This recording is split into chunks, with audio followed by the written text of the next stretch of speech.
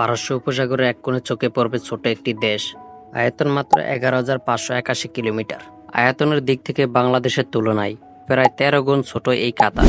বাংলাদেশের মতো কাতারও স্বাধীনতা লাভ করেছিল 1971 সালে গ্রেট ব্রিটেনের কাছ থেকে। স্বাধীন হওয়ার সময় তৎকালীন সময়ে ব্রিটিশ উপনিবেশগুলোর মধ্যে সবচেয়ে গরিব দেশ ছিল এটি, এবং এটা মোটেও কোনো অবাক করার বিষয় নয়। গ্রীষ্মকালে 50 ডিগ্রি সেলসিয়াসের পর্যন্ত তাপমাত্রায় উঠে যাওয়া আর আয়তনের সিংহভাগ মরুভূমির দখলে থাকা কাতার তখন পৃথিবীর অন্যতম বসবাসের অনুপযোগী স্থান ছিল। কিন্তু স্বাধীনতার 50 বছর পর দেশটির চিত্র সম্পূর্ণ ভিন্ন। কাতার এখন গ্রহের সবচেয়ে ধনী দেশ। আপনি ঠিক শুনেছেন, বিশ্বের অন্যতম ছোট এই দেশের মাথাপিছু বার্ষিক আয় প্রায় $1,20,000, যেটি কিনা ফ্রান্সের চেয়ে 3 গুণ বেশি। প্রায় বসবাসের অযোগ্য। উপসাগরের মাছ বিক্রি করে পেট চালানো জেলেদের দুর্বল অর্থনীতি এখন রূপ নিয়েছে আলিবাবার গুহায়। বিশ্বের প্রতিটি কোণে চোখে পড়বে কাতার সরকারের আর্থিক বিনিয়োগের চিত্র। আরব বিশ্বের সবচেয়ে বড় মিডিয়া